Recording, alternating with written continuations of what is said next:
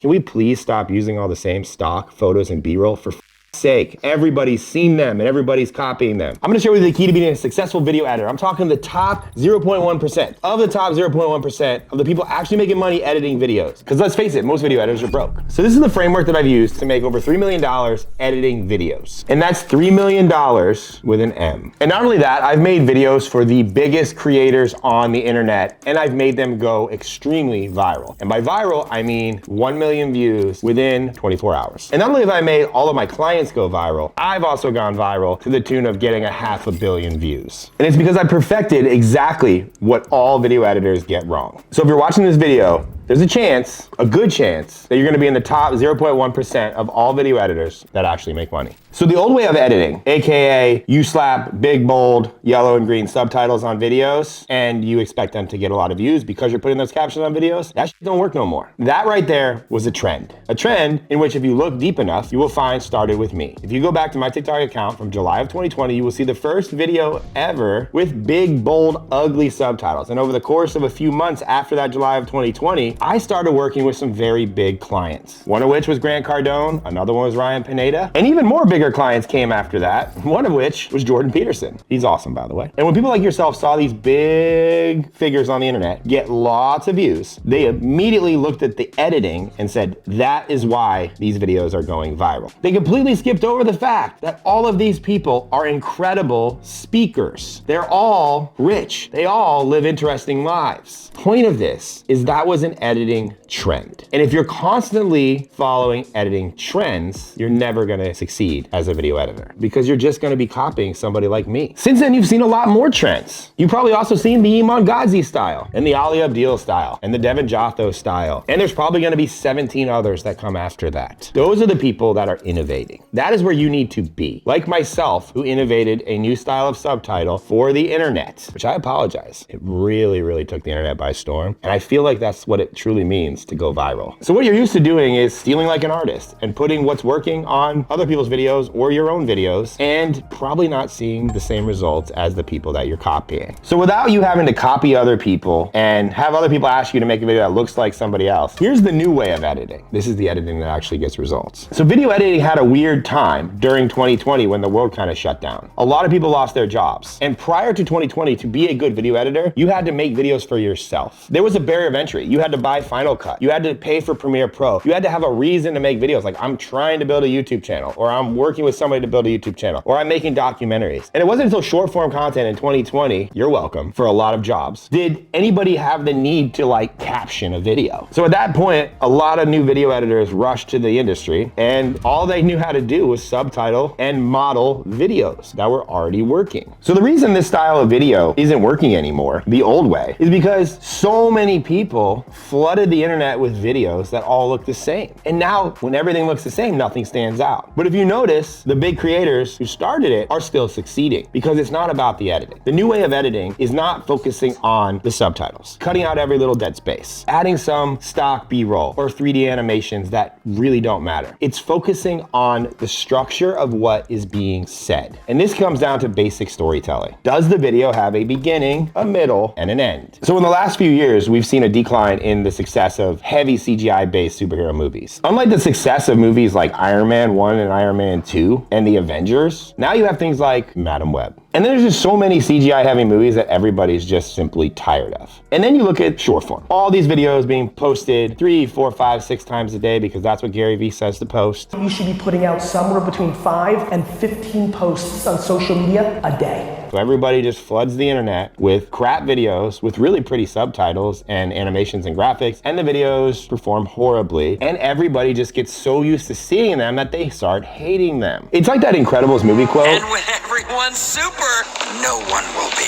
So what do you do? Good stories over good edits. So how do you make a good story? What actually matters? It's all about getting somebody to watch from the start until the end. No matter what platform you're trying to succeed on, whether it be YouTube, TikTok, Instagram Reels, it doesn't matter. What matters is you get somebody to watch from start to finish. Me and my company Viral Edits have made over 1,000 viral videos on TikTok for some of the biggest influencers on the internet. What didn't matter was the style of editing, the title, the caption, the hashtags, the time it was posted. You could look at every video video with over 1 million views, because I track them on a spreadsheet. And if that's something that interests you, a list on a spreadsheet of over 100 videos that went viral, meaning 1 million views, go ahead and hit the link in my bio and join my community. I think you'll like all the other resources you get inside as well. So what is going viral right now isn't fancy. It's people using their cell phones or cameras if they want to, because that really doesn't matter. It's people talking with a ton of conviction. It's people that believe in what they're saying. It's people that are educated and are conveying their message very well. And they're also simplifying it enough where you can understand it in roughly 1 minute or less. That is a skill set that you need to develop or you need to show in the videos that you are editing. If you can simplify somebody's message and find the parts that have great conviction, you will succeed at getting yourself or other people views. This comes down to what we call linear editing versus non-linear editing. A lot of you guys edit linearly. What does that mean? You find a clip or you see a file and you immediately assume that the video starts here and ends here because that's the way the file is. And then you just shorten it up, cut out what you don't need, and then copy somebody's style, put it over top of it, and then post it or upload it or send it to your client. And then you don't get any views. What you need to learn how to do is what we call non-linear editing. Non-linear editing means that the hook, like all the other people talk about, you know how the hook is the most important part of the video and there's 7,000 videos of people telling you hooks that you can steal. This is where you gotta get good. You gotta find the part of the clip. And it might not be the spoken hook or the 3 that the creator gave you or that you did. It may just be the way you talked about something. And you gotta pull that out and you need to put it to the front. And then you need to puzzle piece a video together from start to finish to include the whole story. You might get a part from over here, you may get a part from here, you may get a part from here. Point being is the most successful viral videos are rarely spoken start to finish the way that they are presented on social media. Okay, so here's an example of a video where the hook was not at the beginning, but we actually split tested 2 different variations of this video on TikTok and it went on to go viral on every single platform. So the 2 variations we posted on TikTok, the first variation which failed got 151,000 views. Yes, I consider that a fail. The second variation which went viral did 1.6 million on TikTok. Luis, what did it get elsewhere?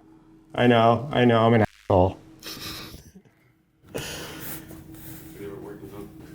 Got 3.8 million on YouTube Shorts, 2.8 on Instagram, and 1.6 on TikTok. Okay. Thanks, Luis. I can't do what I do without Luis. I gotta give him love. So here's the raw file from this video. The raw file is 1:33 long, and we're gonna go ahead and play it. Guys, they keep pushing. I don't want it just to be purely aesthetic. The thing is, when you're purely aesthetic, your performance of almost everything is radically higher than almost all. In that case, I'll follow whatever you think I should look like. So, I mean, Jared and I designed boy physiques pretty well. Yeah. So that was the hook that you would assume, okay, that's a pretty good hook. Jared and I designed boy physiques pretty well. That was the video that failed. We tried that, it got 151,000 views. So if I was editing linearly, meaning start to finish, that video would have been a failure. And that's why I encourage you guys to watch the whole raw file and look for things that the average editor might not see. And in this case, this is what we saw. As far as aesthetic goals, I would say getting your biceps and triceps and shoulders as big as possible because your forearms are fucking awesome. When you have big forearms like Jared and you have the upper arms to match, it starts to look comic booky in the best way possible. So say your legs look great, your back looks great, your chest is very impressive. Focusing on shoulders and arms for a few months would do you a lot of good. So a typical week for me is chest and back Monday, shoulders and arms Wednesday, legs Friday, shoulders and arms Saturday. It's not terrible. Not terrible. But could be more things. If you start training your upper body musculature at least twice a week, you would see another escalation of gains even more profound than the one when you transition to slow eccentrics. It'll radically transform your physiques. It would be sweet to take before pictures, take after pictures. You could have a whole podcast about your journey through the thing. Like, awesome. Just to work out how good they are as coaches. I ruptured an Achilles. So right there, when he said, I ruptured an Achilles, there was conviction in that, there was tonality in that, and he actually looked at the camera very aggressively. Right there was like, okay, that by nature had more conviction and tonality than when, in this case, Mike Iswatel was saying, so me and Jared designed boy physiques pretty well. That hook went on to do when he said, which one did I rupture? Which one did I rupture? So it was almost like a question. It was, I ruptured an Achilles. Which one did I rupture? So now the video starts with a question, like, can you tell what happened to me? That, to the viewer, is a lot more engaging than we designed boy physiques. So let's look at both videos, and you tell me which one should have gone viral. Jared and I designed boy physiques pretty well. Yeah. As far as aesthetic goals, I would say getting your biceps and triceps and shoulders as big as possible because your forearms are fucking awesome. When you have big forearms like Jared and you have the upper arms to match, it starts to look comic booky in the best way possible. Your legs look great, your back looks great, your chest is very impressive. Focusing on shoulders and arms for a few months would do you a lot of good. A typical week for me is chest and back Monday, shoulders and arms Wednesday, legs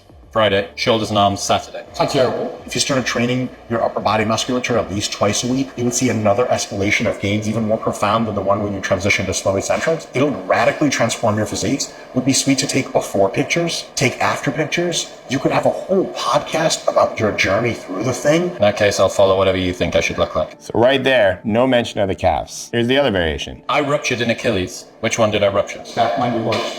Right side. Right side lowest. God damn it, you got it right. It looks amazing. We just know it. In that case, I'll follow whatever you think I should look like. Jared and I designed boy physiques pretty well. Yeah. As far as aesthetic, We made it more engaging for the viewer in the hook by being like a Q&A, like, can you guess which one is smaller? And then we transferred the authority, which again made the video more engaging, to the guest, which in this case is Mike Israetel. And we continually like manipulated you as a viewer to keep watching based on the authority, because then it jumped right to something tactical, which was Chris talking about his program and Mike Israetel telling him exactly what to do. And then the video got a lot of engagement because of course everyone in the comments has an opinion. So it got hundreds of comments of people's opinions, which to be frank, don't even matter because all it did was get engagement and the video went viral. And what you'll also notice, zero fancy edits, zero fancy graphics, just focusing on what matters, the story and structure of the video. So as you can tell, the hook is very important, but it also needs to be structured very well throughout the whole video. And that's where it comes down to having an understanding of what keeps people engaged, because that is truly something that certain creators have mastered. And the better you get at this, the less editing you have to do. Take for example, Madeline RG. She's blowing up on all of her platforms. She gets millions of views every video, and the girl just talks very fast with a lot of conviction, and she tells amazing stories. She's not scripting anything. I don't even think she has an editor. She's pretty much doing it with her phone, probably inside the TikTok app. Another example of this is Sam Sulek. He blew up overnight, and then everybody thought, well, I'm gonna copy the Sam Sulek editing style, and I'm gonna get the same results as Sam Sulek. Well, how's that working out for you? Truth is, there is no Sam Sulek editing style, because he doesn't edit at all. He's just a very interesting person who speaks very well, with a lot of confidence and a lot of conviction. And even the biggest creator on YouTube, Mr. Beast, is telling you that he wants to make his videos longer, more drawn out, not as ADD and fast paced, because he also understands the importance of the actual story. So where do you go from here? Understanding your audience is crucial to knowing how you're going to edit. So let's say you're editing to an 18 to 25-year-old demographic, maybe Snapchat. You probably do have to do a little flashier, a little faster pace, a little higher energy edits, as opposed to YouTube, where you can do a little longer form, more drawn out. Maybe on Instagram, your target demographic is 30 to 55. They don't need the ADD style, but they still need it a little bit. I'm not telling you to make slow, boring edits. You want to have them fast-paced to a degree, but understand who is watching these videos and where are these videos going to go and how are they going to be consumed. Let's say you want to target a rich demographic. It's not about the flash. It's about the story and the points that are captured in the edit. So don't cut out important things for the sake of making a video move a little faster. Leave those extra details in. Leave those extra maybe 2 seconds when somebody is coming up with a point, they're trying to say something. You have to be able to read and feel the way a video is flowing from start to finish. And I know that sounds a little woo-woo, but that feeling, that flow, and all my non-broke video editors are like, watch this, like, I know exactly what he's talking about. You feel the edit. You feel when it should be a cut. You feel what should be included. And when you figure that out by doing what I just explained in this video, you will put yourself in the top 0.1% of the video editors that actually make a lot of money. So let me give you some more tips, because I know that you can't control whether or not somebody you're editing is boring or not. I get it. You got to make money. You got to pay the bills. Rent's due every month. So let's say you have a boring client. Here's how you can make an edit more engaging. First, you got to watch the file start to finish. Always do that. Don't start editing until you watch that file start to finish, because all you're looking for is that one moment, because there's always one. Even the most boring people, I promise you, worked with lots of them. The most boring people get excited at some point during a video. And whether you have a 3, 5, or 10-minute file or a podcast, there is some point in there where they get excited and they start talking like this. You need to find that. Find that part. That's your hook. When you find that, put it to the front, and you need to build the video around that hook. Because no matter what, you need to get somebody excited in the first 3 seconds. And then you can do all the usual stuff. Cut out all the dead space, because they probably need it. Then you need to add maybe a bolder font,